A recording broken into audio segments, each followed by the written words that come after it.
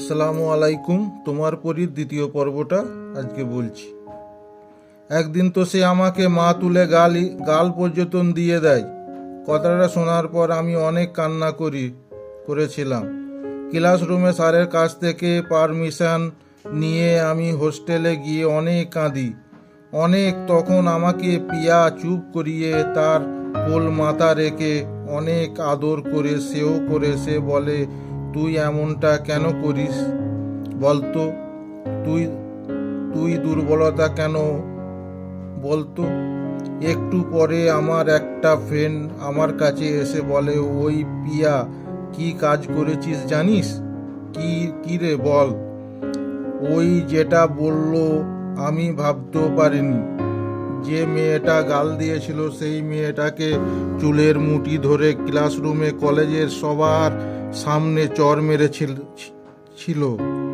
আমি ভাবতে পারিনি এমন কাজ করতে পারে। ওই পরে আমাকে বলে, আমি একটা গাল দিয়েছি, তো একটা ফাঁকায় আছে, তুই আর একটা দিবি চল। কলেজে একটু প্রবলেম হয়, কিন্তু পড়তে থেকে ঠিক হয়ে যায়। বেষ্টু আমি ওকে স্কুল লাইফ থেকে চিনি, কিন্তু ওরা বাচ্চা মুখগুলোর জন্য আমার হাতে অনেক বকা শুনেছে। ও বাচ্চামি করলেও ও অনেক শক্ত ছিল, কিন্তু আমি ঠিক তার বিপরীত, একটুতেই ভেঙে পড়তাম। দোষটা কি আমার ছিল কি জানি, এখনো বুঝতে পারি না। তরুণ ভাইয়া আর আমার মার মধ্যে একদিক থেকে মিল অনেক।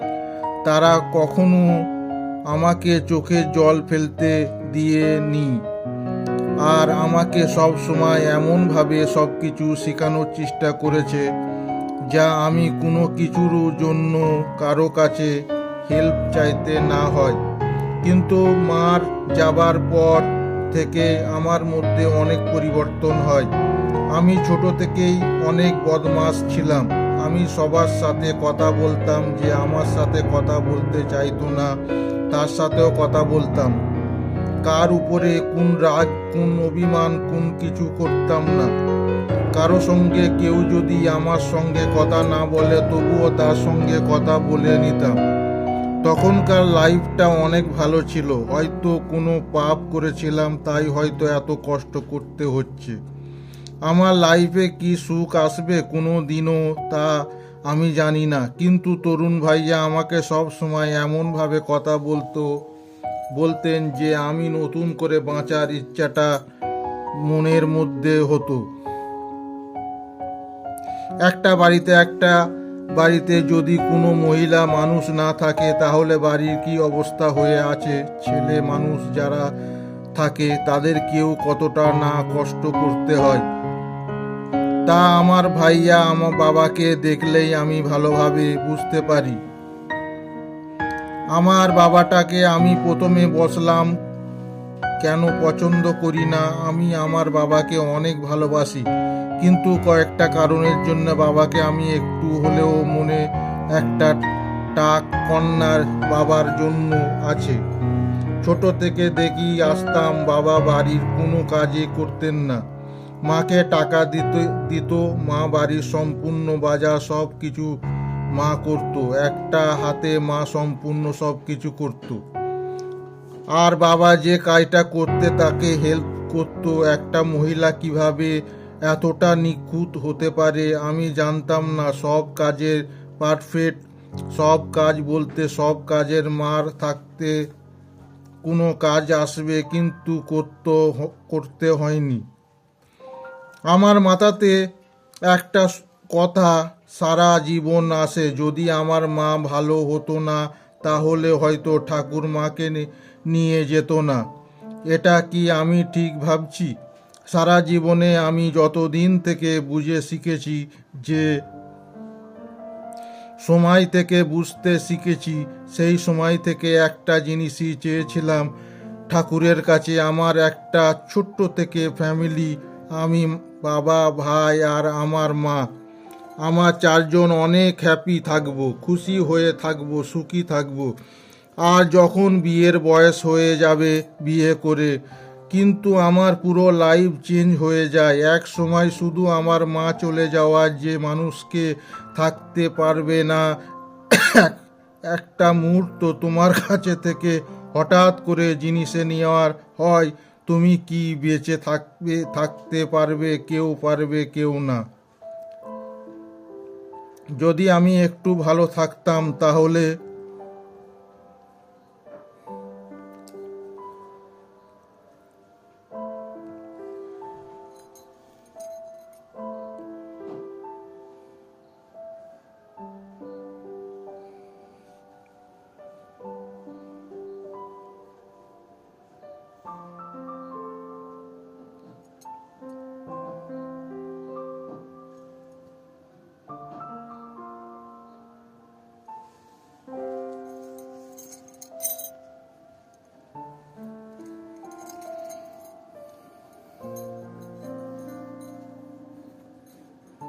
হোস্টেলের রুমে বসে বসে সেদিনকার কথা ভাবতে লাগি। তরুণ ভাইয়া বলল, চল আজকে তোকে একটা জায়গায় ঘুরতে নিয়ে যাই। মনে মনে তো সে হ্যাপি থাকে বলে তরুণ ভাইয়ার সাথে ঘুরতে যাব, কিন্তু না, একটু তো ড্রামা করতে হবে, তাই না? তাই আমি বললাম না, যাব না, বাড়িতে বকবে। উনি রেগে গিয়ে বললেন, যেতে বলছি মানে চল, আর একটা কথা যদি বলতে না হয়। আমিও বাধ্য হয়ে মেয়ের মতন আর তার কথার সাই দিয়ে বাবাকে মিথ্যা কথা বলে ওনার সাথে উনি আমাকে ওনার দিদির বাড়ি নিয়ে গেলেন।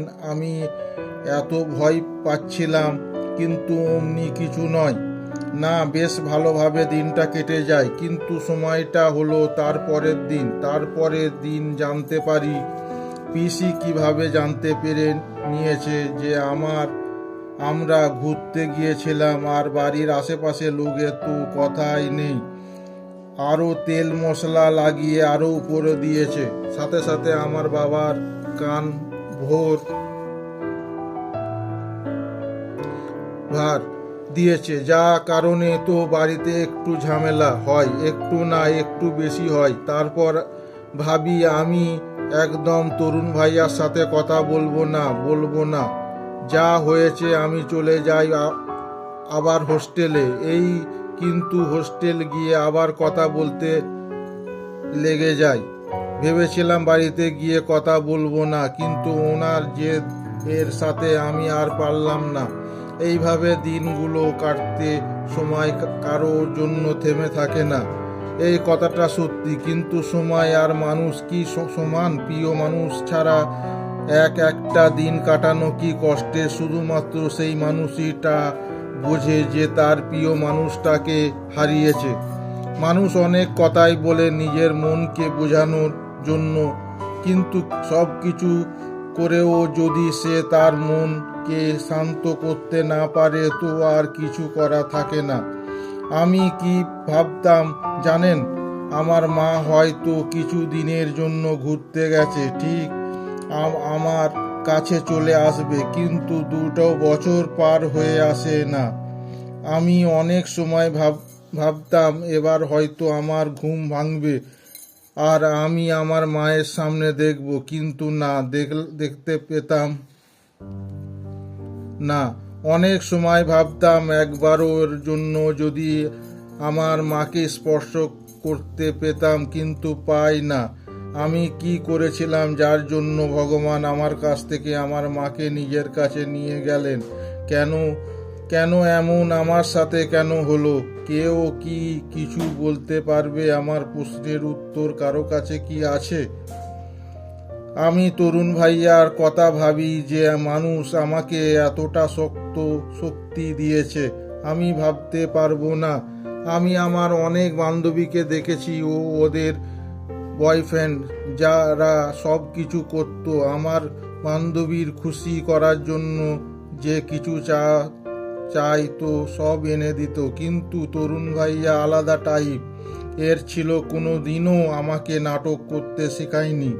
আমাকে আমার সব কাজ নিজেই করতে বলতো, কোনো কিছু করতো না। পারলে আমাকে বুঝিয়ে দিত, কিন্তু আমাকে নিজেই সব করতে বলতো। প্রথম বুঝতে পারতাম না আমাকে। কোনোদিনও তরুণ ভাইয়া সিম্প্যাথি জিনিসটা দেখাননি, আর এটাও বলেছেন কারো কাছ থেকে কোনো হেল্প নেবে না, নিজের কাজ নিজে করবি, আর নিজেকে কখনো দুর্বলতা ভাববি না। কোনো মুহূর্তে আমি তরুণ ভাইয়ার আমার সাথে অনেক সময় রোড ব্যবহার করতে আমার ঠিক তারপর মুহূর্তে আমার ভালোবেসে দিতেন। এই মানুষ, তাকেও কোনো দিন বুঝতে পারি না ওনার মাথায় কখন কি চলে। কলেজেও থাকাকালীন অনেকটা কিছু হয়, কিন্তু একটা জিনিস বুঝতে পারি, মানুষ বড় অসহায়। আমার মানুষ আর মতো শক্তিশালী কেউ না। কলেজ থেকে অনেক কিছু পেয়ে থাকলেও একটা জিনিস খুব ভালোভাবে বুঝতে পারি, টাকা ছাড়া কিছু হয় না। এক মহান ব্যক্তি বলেছিল, মানি ক্যান বয় হ্যাপিনেস। আজকাল কার যুগে মানুষ টাকা কাজে নিজেকে বিলিয়ে দিয়ে চলেছে। কলেজ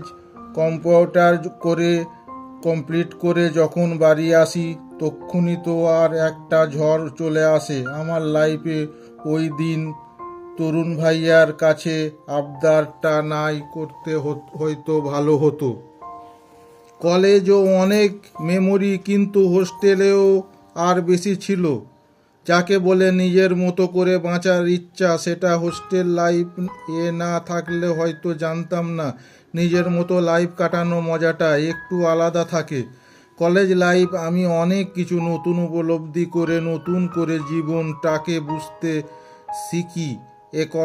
একটা কথা আছে, আই লাইফ ইজ আইলটিকি ও ডন সু ডিস্ট এনজি অ্যান্ড টা to in what you best এপেস্ট। অনেক নতুন ফ্রেন্ড হয় যারা মনের ঠিক থেকে অনেক ভালো করে সাথে বাসি খারাপ করা না বলার কারো সাথে শত্রুতা আমার হয়নি।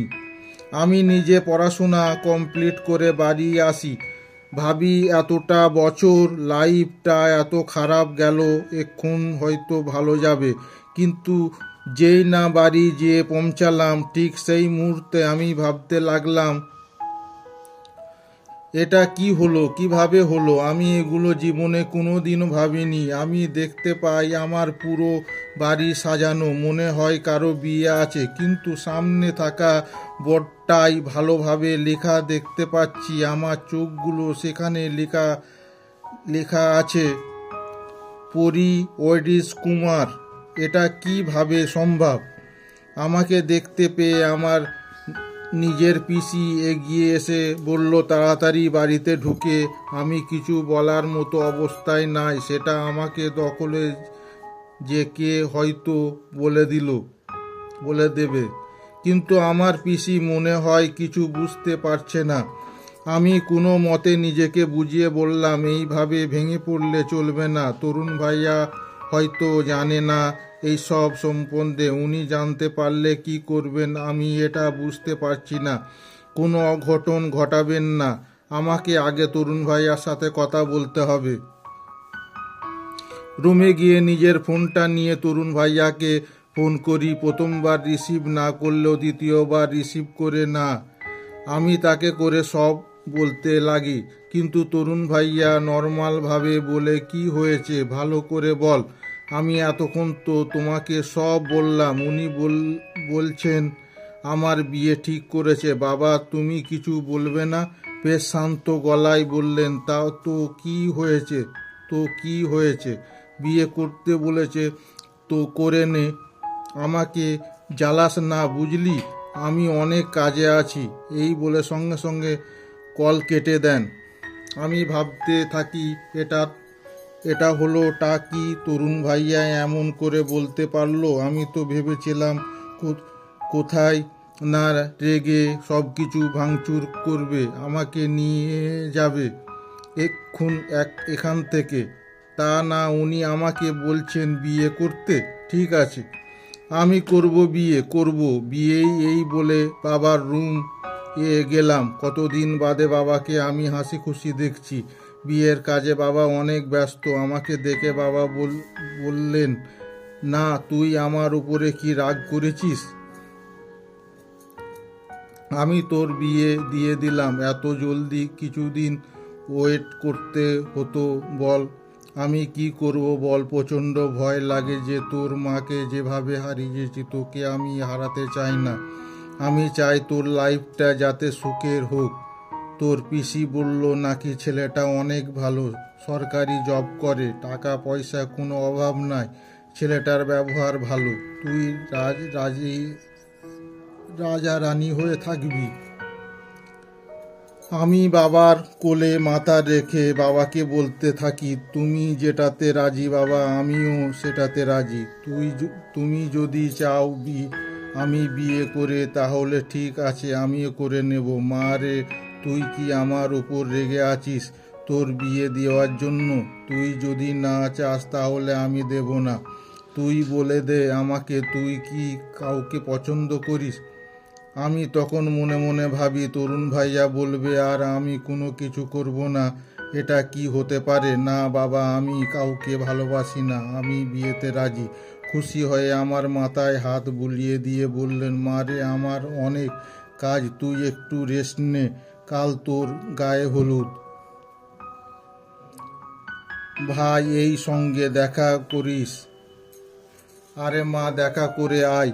এই বলে রুম থেকে চলে গেলেন বাবা। আমি বাবার যাবার দিকে চেয়ে থাকলাম আর মনে মনে ভাবতে লাগলাম, আমার সাথে এমন কেন হয় সববার? আমি কি এতটাই খারাপ? আমি তো শুধু তরুণ ভাইয়াকে সব সাথে থাকতে চেয়েছিলাম বাকিটা জীবন, কিন্তু সেটা হলো না। তরুণ ভাইয়া এতদিন আমাকে কেন বলেছিল যে উনি আমাকে ভালোবাসেন? এটা কি ছিল? উনি কি শুধু আমাকে পকেট করতে চেয়েছিলেন? আমিও শুধু সাফল্য যাওয়ার দিকে পথ করে দিয়েছিলেন? এখন কেন আমার কোনো কর্তব্য নেই আমার প্রতি? এমনটা কেন করলো তরুণ ভাইয়া? আমি কি করলাম? আমার দোষটা কি ছিল? আমি তো বলেছিলাম তোমার ছাড়া আমি একদিনও থাকতে পারবো না। তবুও তুমি আমার সাথে এমন কেন করলে তরুণ ভাইয়া? কেন মা মারা যাওয়ার পর থেকে তুমি তো ছিল একজন, আর তুমি তাকে আমার কাছ থেকে কেড়ে নিলে কেন তরুণ ভাইয়া? কেন? কাঁদতে কাঁদতে মেঝোতে বসে পড়ি। বসার সময় বুঝতে পারি না সেই পাশে কাঁচ রাখা ছিল, সেটা একটু আগেই রাগের মাথায় ভেঙেছিলাম, সেটা আমার হাতে লেগেছে বেশ। রক্ত বেরোচ্ছে, কিন্তু সেই দিক আমার কোনো ধ্যান নাই। আমি মাথাতে এখন একটাই কথা চলছে, আমি কিভাবে কাটাবো নিজের সারাটা জীবন, বাকিটা জীবন এইভাবে? আমি তো এটা আশা করেছিলাম না। আমি তো আমার লাইফে চাইনি 4টা বছর কষ্ট করেছি এই ভেবে বাকিটা জীবন হয়তো তরুণ ভাইয়ার সাথে সুখে কাটাতে পারবো। কাঁদতে কাঁদতে সেখানে বসে পড়ি। ওয়াশরুমে গিয়ে শাওয়ারটা অন করে তার নিচে বসে পড়ি। কতক্ষণ যে সেইভাবে ছিলাম তা আমার জানা নেই। কিছুক্ষণ পর আমি যখন চোখ খুলে তখন আমার সামনে তরুণ ভাইয়াকে দেখতে পাই। উনি আমার একটা হাত ধরে আছেন আর প্রচণ্ড রেগে আমার দিকে তাকিয়ে আছেন। ওনার হাত এক ঝটকায় নিজের কাছ থেকে ছাড়িয়ে ওনার গালে একটা কষিয়ে চড় মারি। উনি কিন্তু ওখান থেকে সরে না, ঠিক সেইভাবেই ওখানে বসে থাকেন। আমি ভাবতে থাকি, এই মানুষটা কি একটুও রাগে না, নাকি আমার হাতে শক্তি নাই, কি জানি। তখনই দেখতে পাই আমার ড্রেসটা চেঞ্জ করা। আমি ভাবি কি করলো, তাই গায়ে হাত দিয়ে বসি। আপনি এত খারাপ কেন তরুণ ভাইয়া? আমার ড্রেসটা কি করে চেঞ্জ করলেন? ভাইয়া একটু রেগে গিয়ে বলল, তোর কি আমাকে গাজকর গাঁজাখোর লাগে না পাগল লাগে? তোর ড্রেস চেঞ্জ করতে যাব কেন? তোর কি চাকর মনে হয়ে আমাকে? তো আমার ড্রেস কে চেঞ্জ করলো? একটা মেয়ে করে গেছেন, তুই বেশি ভাবিস করি, বুঝতে পারলি? কাজেই তো কোনোদিনও কোনো কিছু করলি না, যা করছি সব উল্টো কাজ। আর তোর কাজগুলো সোজা করতে আমার কতটা কষ্ট পোহাতে হয়েছে। আর একটা কথা বলবি না, চুপ করে বসে থাক বলে উনি আপনার উপরে রেগে চোখ দেখাতে লাগলেন। আর আমি ভদ্র মেয়ের মতন মুখ বন্ধ করে বসে আছি, ওখানে দেখতে থাকি ছোট ছোট করে। তরুণ ভাইয়া বলতে লাগে, তুই এত কেয়ারলেস কেন রে পরি? তোর কতটা কেটেছে দেখছিস? এবার আমি বলতে লাগি, কেটেছে তো কি হয়েছে? মরে তো যায়নি, মরে গেলে কি তোমার তো কি যায় আসবে না তরুণ ভাইয়া? আমি চর খেলাম তা তরুণ ভাইয়ার হাতে, যেই না বলেছিলাম মরে গেলে তোমার কি?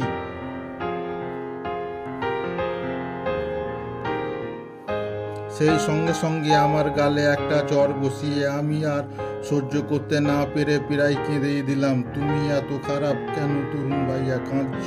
কাঁদছিস? আর বলছি। তরুণ ভাইয়া আমার হাতে ড্রেসিং করে উনি উঠে আমার জন্য খাবার প্লেট নিয়ে আসলেন আর আমার মুখে একটু ভাত তুলে ধরলেন। মুখটা ঘুরিয়ে নিলাম। উনি বলতে লাগলেন, আমি জানতাম না রে পরি, আমার চটটা তোর এত ভালো লাগে। আগে বলবি তো, ডেইলি একটা করে চর খেতে দেব। এ কি বলে কি মানুষটা মাথা তারটা গেছে নাকি? আমি তো মনে হয় না আমার ওনার মুখের উপরে মুখে জবাব দিতে হবে। চর না হয় একটা খেলাম, তা দেখে আমি আরও রেগে গিয়ে বললাম, আপনার লজ্জা করে না ভাইয়া? একটা অন্য মেয়েকে খাবার খাওয়াবে দিচ্ছেন, ওর যত্ন নিচ্ছেন। যদি আপনার গার্লফ্রেন্ড জানতে পারে তো আপনাকে সেই দেবে। কাল আমার গায়ে হলুদ, আমি তো আপনাকে ইনভাইট করিনি, তাহলে আপনি কেন এসেছেন? পরি, বেশি বড় হয়ে গেছিস তাই না রে? তাই এত বড় হোস না, কথা বলতে শিখে গেছিস তাই না? নাকি ভুলে গেছিস? আগে কার কথা মনে পড়িয়ে দিবি। তখন আমার মনে পড়ে যখন আমি তরুণ ভাইয়ার কথা শুনতাম না, তখন উনি আমাকে অনেকভাবে শান্তি দেয় হয়ে আমি ভয়ে ঠোক গিলি। আমাকে খাবার দিয়ে উনি নিচের থালাটা রেখে আমার কাছে এসে বললেন, চাপ নিস না বুঝলি। আর বিয়ে করা? আমি তখন সত্যি ব্যস্ত ছিলাম। তুই কি চাস সেটা বল। কম্প্রেশন করছিস? তাহলে সব হয়ে যাবে। তুই কি চাস এটা বল। তুই কি কুমারকে বিয়ে করতে চাস না? আমাকে তো প্রশ্নের উত্তর দিয়া টাইম বলে দিচ্ছিস। তোকে আজ রাত 12টার আগে বলতে হবে। ঠিক আছে, রাতে দেখা হচ্ছে। ঠিক আছে। এইভাবে এসেছিলাম, ঠিক সেইভাবে চলে গেলেন। আমি তখন ভাবতে লাগি, উনি কিভাবে জানলেন আমার সম্পর্কে? আমি রুমে লোক করেছিলাম আর নিচে বসে কাঁদছিলাম, হাত কেটেছে, এগুলো তো কেউ জানে না। আমি এইসব ভাবতে ভাবতে কখন ঘুমিয়ে পড়ে নিজে জানি না। যখন আমার চোখ খোলে তখন দেখি রাত 11:50। তাড়াহুড়ো করে ছাদে। আজকে আমার লাইফে একটার পর একটা এত বড় শখ